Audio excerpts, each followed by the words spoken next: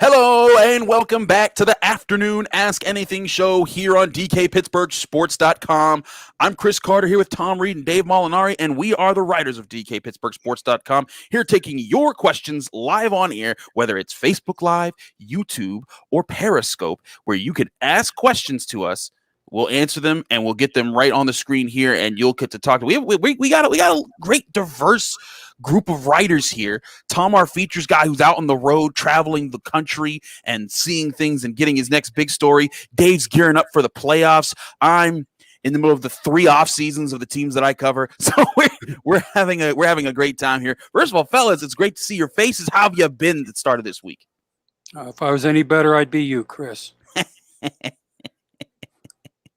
Tom, you looking good as always too, sir. We actually have a follow-up from yesterday. Neither of you guys were here, but at one point someone asked, and we didn't know if the Quaker State wings joint in PNC Park was still there. And Golf Doc 64 says he attended the Bucko game yesterday, cough, because they got shellacked. Well, he said they indeed still had Quaker State wings right behind Section 108.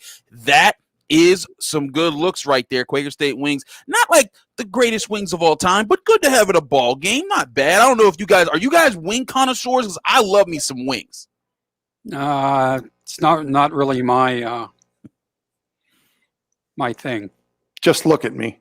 Of course I am. Just look at me. I will tell you this. I grew up about 15 minutes tops from the original Quaker Steak and Lube in Sharon, Pennsylvania.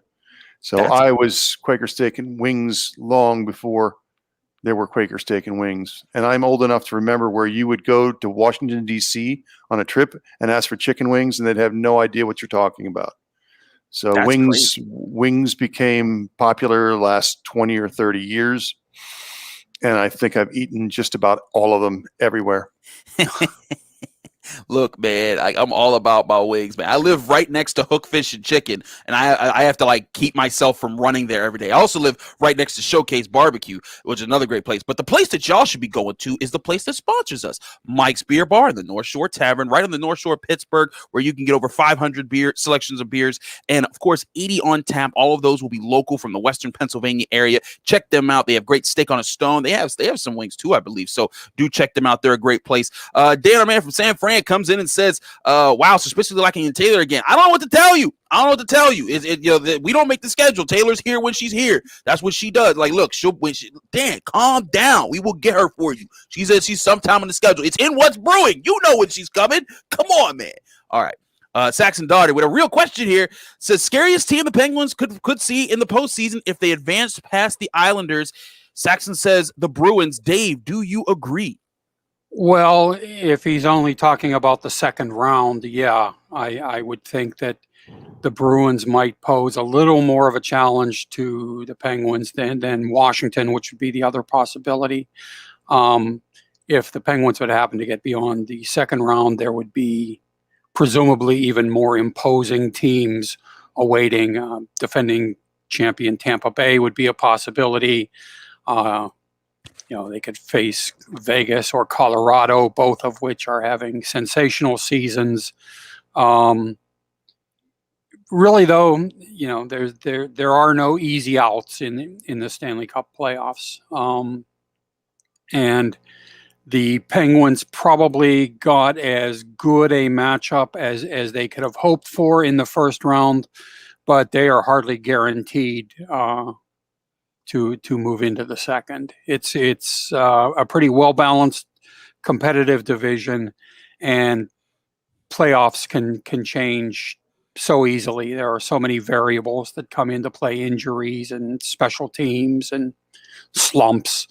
So I would say that the Penguins and their fans should probably just focus for now on game one against the Islanders, whenever the NHL decides that should be.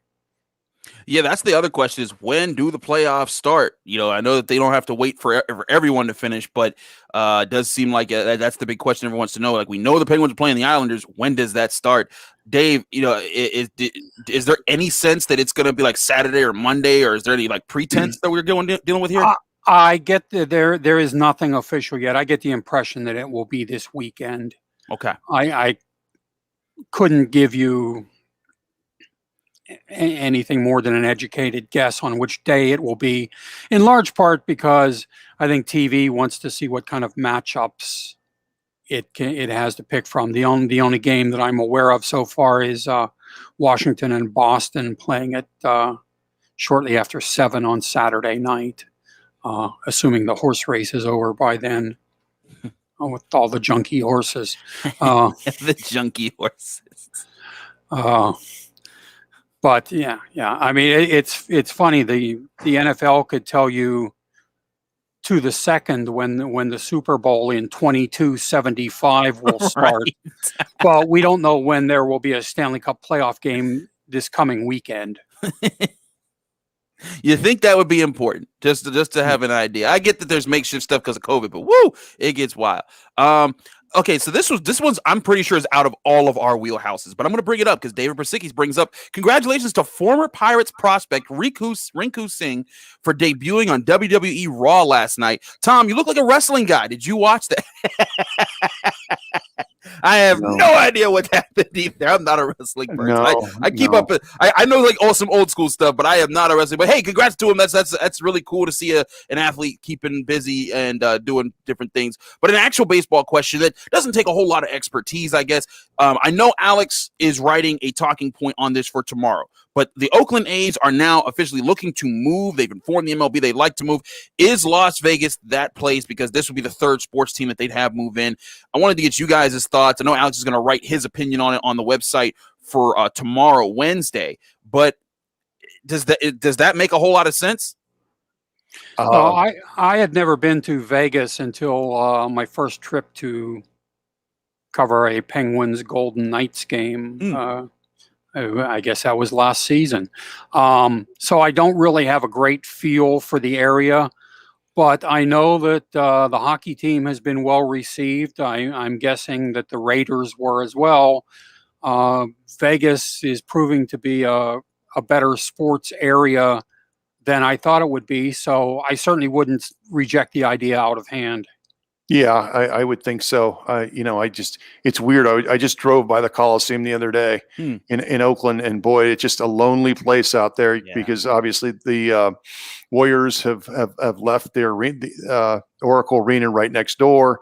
The Raiders are gone, and you can unfortunately see why the A's wanting to move. And of course, the big issue in California is there is no public financing for stadiums. So everything has to be private. And they could very, very, as Dave mentioned, Vegas has done very well in hockey. We don't quite know yet how they'll do in football because of the COVID last year that they didn't have fans. But you would have to think that Vegas would make sense in the baseball market too. I think they've had minor league baseball there in the past. Certainly wouldn't be very many rainouts. They'd be safe. And the other thing is there's just not a lot of cities left that want major league teams unless you go up to the Northwest. Seattle already has one. I don't know if Portland's big enough.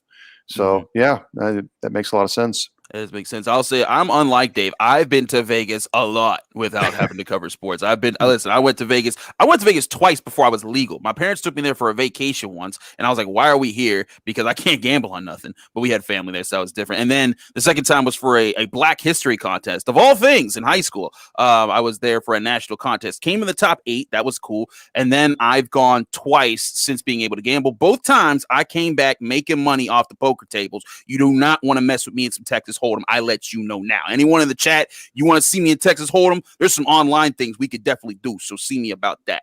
Was that the top 8 out of 8? You're so funny. No, Dave, this is real. I won. First of all, I won the Pittsburgh tournament. Then I had to win 3 rounds to get to the Elite 8. And I just call it the Elite 8. There wasn't really an Elite 8. There were like 60 teams or something like that. I was pretty good, man. And the Chicago team cheated, and I still beat them. Anyways. You're bringing up all these tough memories. Cheating in Chicago?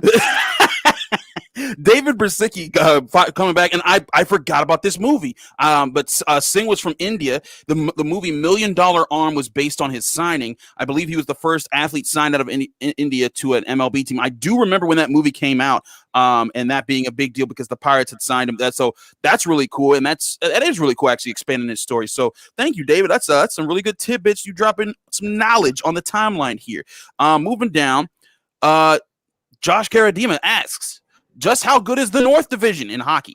McDavid was great with 100+ points, but the competition seems the weakest to me, especially compared to the East. What are your thoughts, Dave?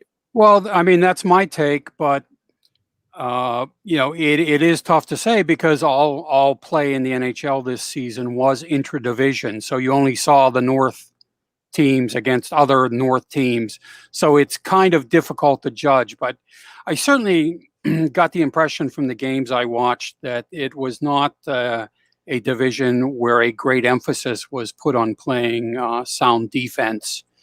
Connor McDavid is an incredible talent, one of the finest offensive players I've ever seen, but I don't know that he would have piled up points as consistently as he did this season playing against other teams from that division, had he been compelled to play against all teams around the league. I think What's your thoughts, Tom?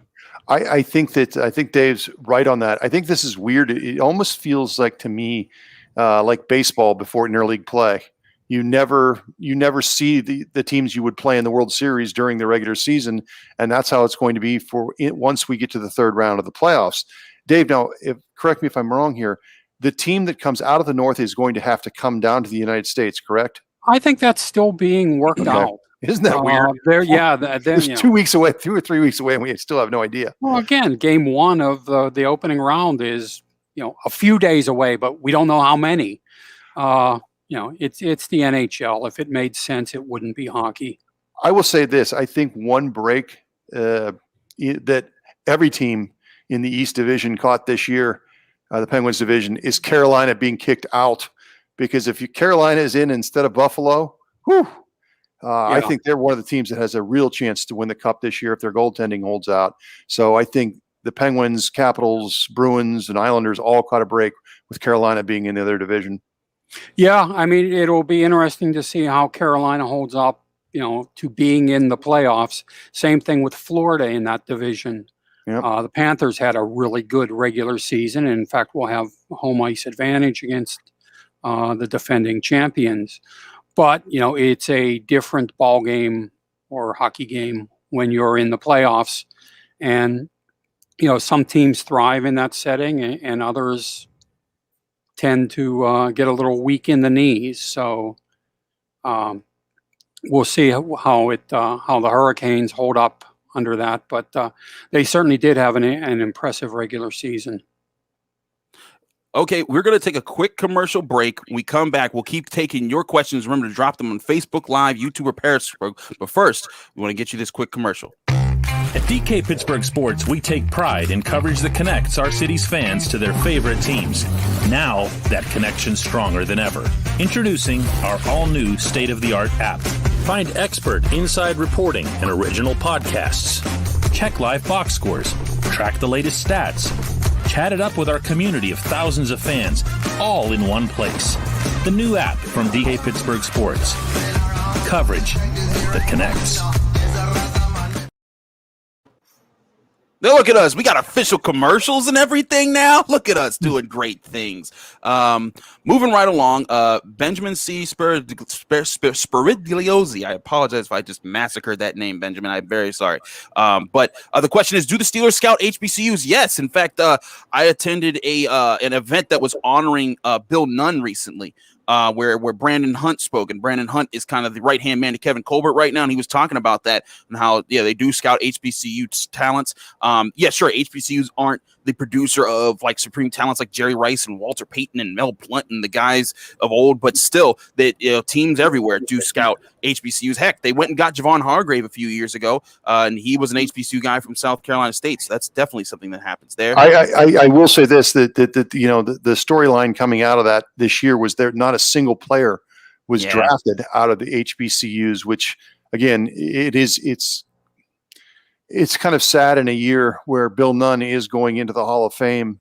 And he, of course, he was one of the two major scouts that really invested time in the 70s in HBCU schools. So that's a little weird. You would hope that that's just a blip on the radar.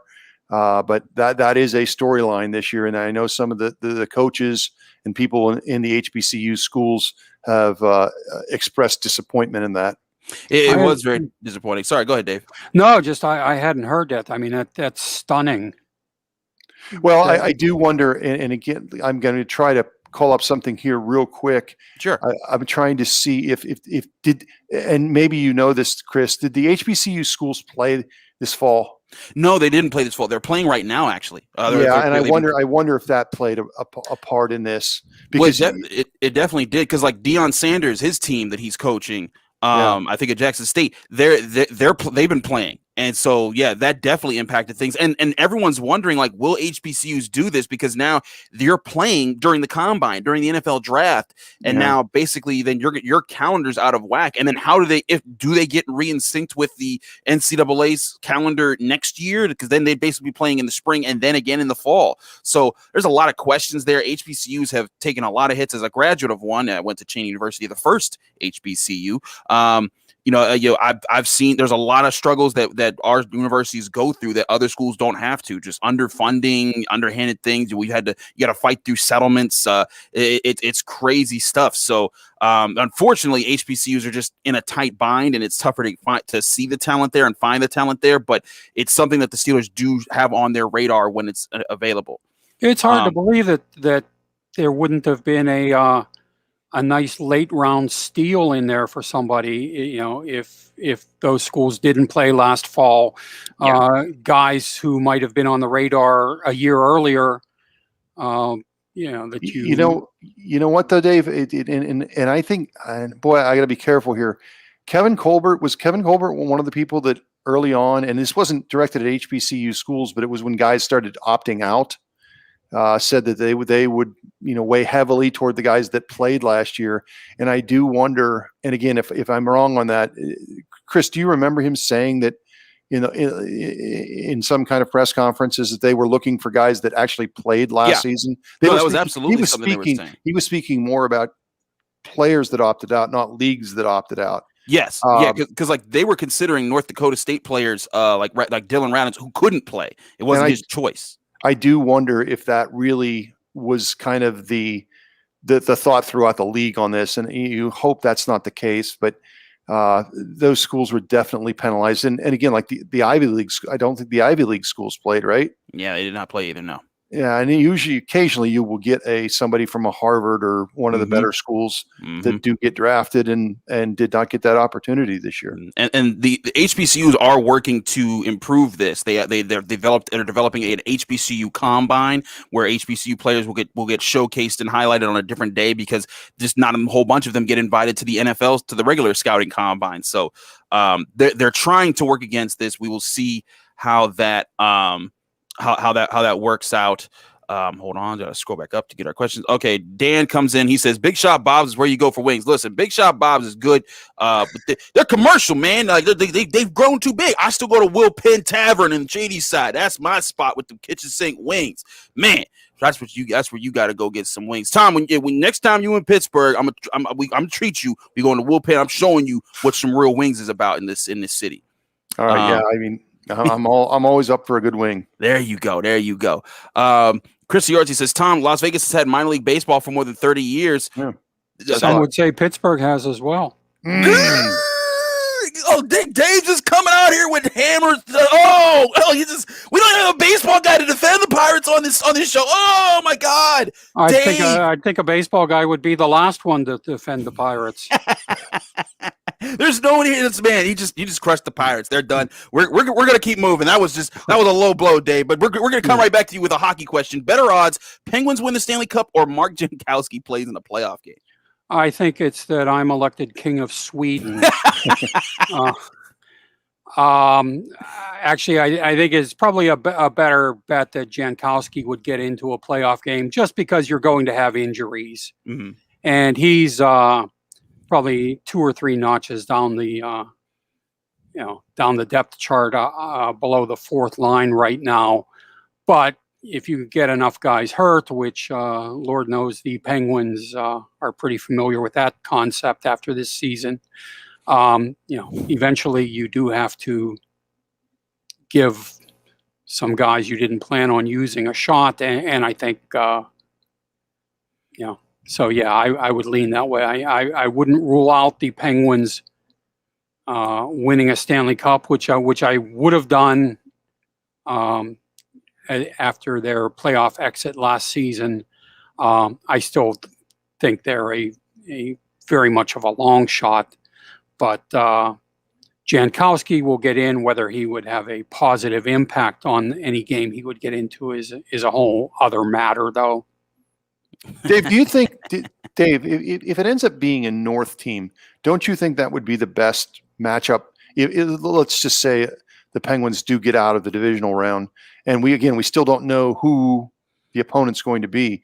If you could avoid having to play let's just say hypothetically going Tampa Bay and then Vegas, or Tampa Bay or Colorado, if you could go, I would rather play Toronto or whoever comes out of that North division in I guess we'd normally call a semifinal round. Then I think that's their best avenue to the final.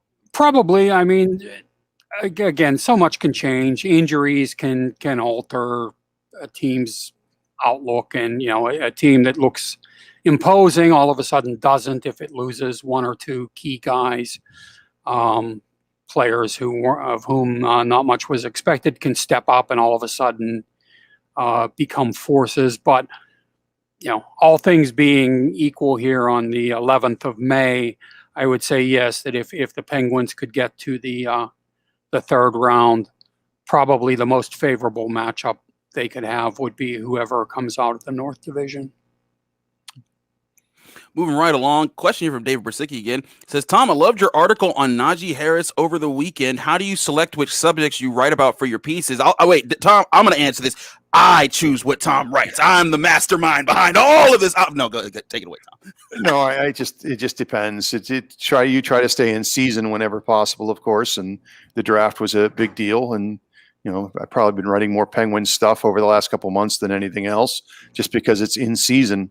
And we've looked at some of the Vanderbilt pitchers just because they're a possibility of being drafted by the Pirates, although neither one of them has pitched well lately, and one of them in Leiter did not even pitch last weekend. So I think it just depends. We just try to try to be as topical as possible. So I guess that would be the best answer. There you go. Since I'm cheap shotting the Pirates today for no apparent reason, does the fact that neither of those guys has been pitching very well make them more attractive? Yes, Dave Molinari with the shots. I love this. Dave, we just need you here just every day, just for the jokes. You just come out here and just kill the Pirates every day. This is entertainment right now. Nothing against the Pirates. I want to be clear about that, but. All right. Kevin James, pass up the easy ones. Right. Kevin James says, is Tanev a go for the playoffs? I think one of the most important pieces to this team, especially for the Islander matchup. Well, we don't know for sure because they're so guarded with medical information, but he certainly looked at practice today like he was going at full speed. I think they were careful to not put him back into a game until they were confident he was ready. We probably won't know until warm-ups for the first game whether he'll actually be in the lineup. But if I had to bet right now, I would say yes, that I would expect him to be playing in game 1. And I agree, he's a pretty significant guy. His energy is contagious. The guy moves around. I think I wrote the other day that he has 2 speeds, full and warp. And, I haven't had any reason to issue a retraction on that. Dave, I mean, normally teams talk about top three lines, top three scoring lines. This, if TANF is a go, this series would, to me, feature two of the best fourth lines in the NHL. With the TANF, Bluger, Aston Reese, if they would put it back together. And of course, one of the best fourth lines in the league for a long time has been what the Islanders have with Cizikas, Martin, and Clutterbuck. Would you agree? Yes, and in fact, the Bluger, Tanev, Aston Reese line was not in that order, was together at practice today, and I'm guessing that it will at least be there for the start of the playoffs. And the only change I could see possible would be if they would bump Tanev up to the third line and drop Frederick Godot down to the fourth. But I think the wise thing to do would be to keep Aston Reese, Bluger, and Tanev together, and that's the way to bet at this point. Keeping moving here, got about 4 or 5 minutes left here. Paulsky 5 cents: has anyone ever had a run-in with any players, either in person, social media, or some other way that resulted in exchange of words or any other way? I know this is kind of feeding off of DK's showdown with Todd Frazier over the past couple of days, but have you guys ever had that? I've only had like a couple. I haven't done this long enough to make enough people mad. I've had in person, never in social media. In fact, he's now a Steeler, Joe Hayden, and it wasn't. Oh, get out of here! Anyway, it wasn't anything personal with Joe. Joe was just more upset at the time he was playing in Cleveland, just about questions. And the year that it was a matter of fact was that they had a lot of problems on defense. Their defense gave up a lot of points. It wasn't really Joe's issue, and Joe took issue with my questions. So there was that, and then there was one fairly on television memorable one with John Tortorella after a game in which he accused me of asking the same question twice to try to get him into trouble to talk about officiating, and we talked about that later afterwards, and it was water under the bridge, but never on social media. Dave? I'm pretty lovable, so I can't really imagine. No, I mean, there have been a few times when I've had unpleasant interactions. If you write something critical of a guy, you have to expect him to express displeasure with it, even if he knows that it's accurate and agrees with it. But never on social media. I don't think that I would be inclined to engage with someone on social media. But if someone has an issue with something that I write, I'm happy to talk to them about it, even, or especially if they're unhappy about it. I don't need them to tell me how wonderful the story about them was. If they have a problem with the way something is presented or framed, though, I'd like to hear it, because I haven't quite attained perfection just yet. There's still just a wee bit of room for improvement. So. I don't have an angry one. I have more of an awkward one where I was waiting on. It wasn't Sean Davis. It was a cornerback. No, it was Morgan Burnett. I was waiting on Morgan Burnett after a Steelers game in the locker room, and he was getting undressed, and I was letting him get undressed, and I was just sitting there, kind of just holding my hands with my phone in my hand. And Terrell Edmonds looks at me and says, "Oh, that's real cute. You're gonna give him space and let him do what he do." And I said, "Yes, that's what a good person does."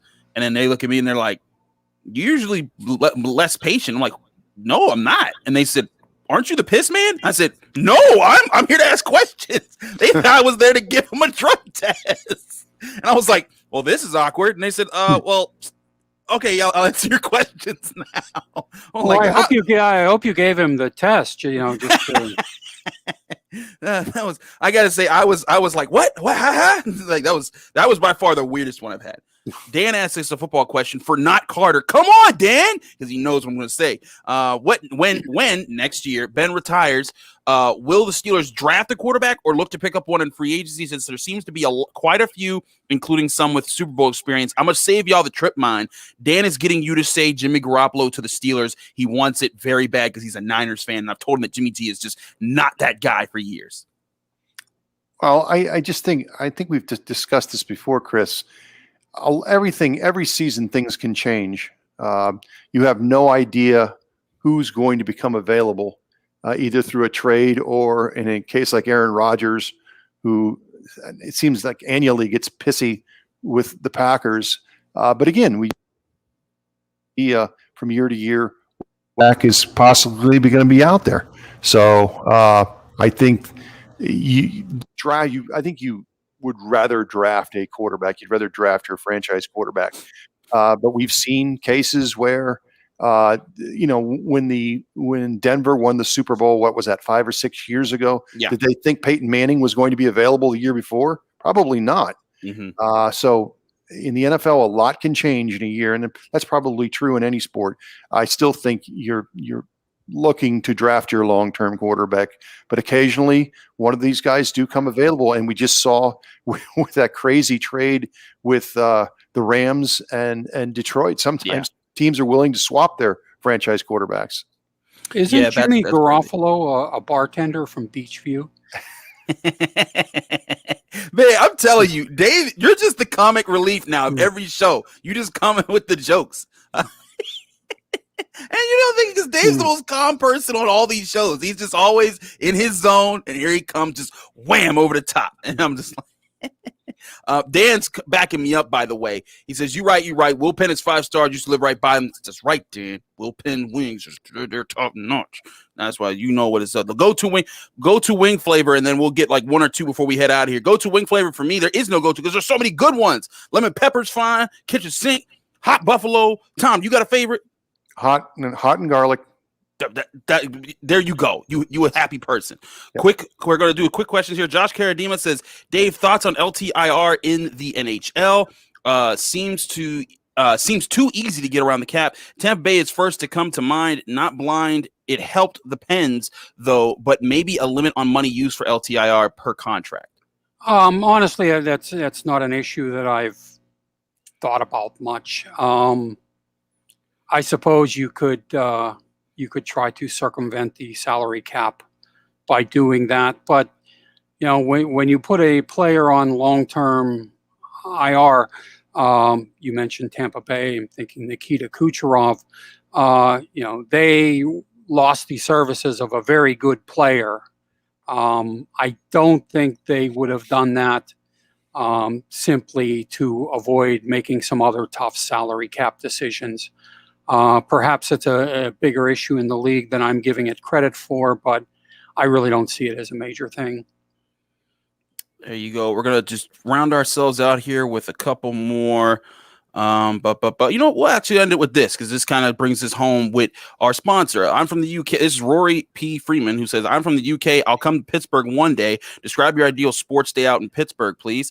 Well, first of all, Rory, when you come to Pittsburgh, make sure you check out Mike's Beer Bar and North Shore Tavern. It's on Federal Street, right across the street from PNC Park. So if you were coming for a Pirates game, that's the perfect place to get you some brews. They have over 500 beers, several of which are brewed right in Pennsylvania, in Western Pennsylvania specifically, 80 on tap, so you can sample and do all these different options. They also let you get steak on a stone, which is steak that's cooked right in front of you that you can choose the temperature that you want it at. It's such great. They have great fries, great entrees, great everything. Get there, check them out. You got to make sure that that's part of your Pittsburgh sports day. But I'd say, hey, my favorite time of the year, if you're bouncing around, come, late summer, early fall, catch you maybe a Steelers game, catch you maybe a Pirates game when it's sunny outside. You get to enjoy the outdoors. No offense to Dave and the Penguins. I always think sports, I want to be outdoors in the moment. But the North Shore has a ton to offer. So if you ever want to just go somewhere without having to worry about driving, if you go PNC Park or Heinz Field on a game day, you won't be upset. I'll set Dave up for some low-hanging fruit here. I would think come in October, you could see the Steelers play. The Penguins would just be getting started in a normal year, and Dave, you might even see a playoff game, a Pirate playoff game. Oh, I'm counting on it. Coming from the UK, I'd say that the best sports day you could have in Pittsburgh would be to sit in front of a TV with me and watch a game from the English Premier League. Ooh, switching it up there. Okay. These are two soccer guys. I still ain't with the vibe. But guys, this was a great show. Thanks to everyone with all your questions. Sorry we couldn't get to all of them, but we're well over our time. Remember, if you missed any questions or any of our answers, be sure to listen to this in podcast form on DK Sports Radio, where you can subscribe to anywhere: Apple, Spotify, Google Podcasts, all those. Please rate us 5 stars. Give us a positive review. We thanks so much for listening. We'll be back in your ear tomorrow with more Afternoon Ask Anything right here at 3 o'clock on DKPittsburghSports.com.